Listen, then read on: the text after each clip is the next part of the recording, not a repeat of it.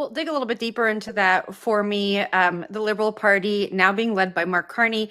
What does that mean for the Canadian economy should the Liberals win this next election?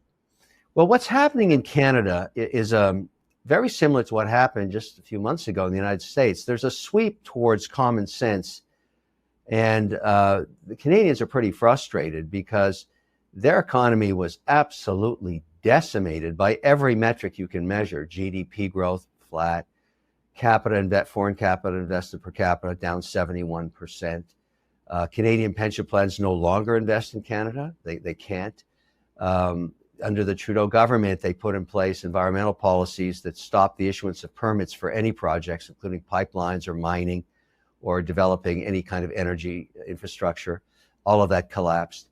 And so Carney has to go convince Canadians that he's brand new and the Liberals should stay in power. I think Canadians want the pause that refreshes, and that occurs. I mean, 10 years of Liberals and the complete decimation of the Canadian economy, as measured by the Canadian dollar, lost 41% of its value during the reign of Trudeau.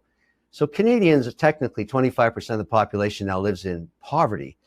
Now, it's really hard to come out and say, look, I'm Carney saying, don't worry, I'll fix all this and we'll just keep all the Liberal policies, including carbon tax, in place.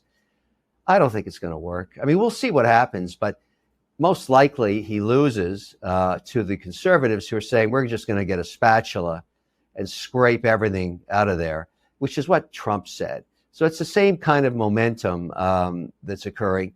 And you'll know that probably by the end of April. It's going to happen pretty quickly. And that may be a healthy thing. Then whoever is the new leader of Canada can go to Washington and start negotiating what is effectively becoming NAFTA 3.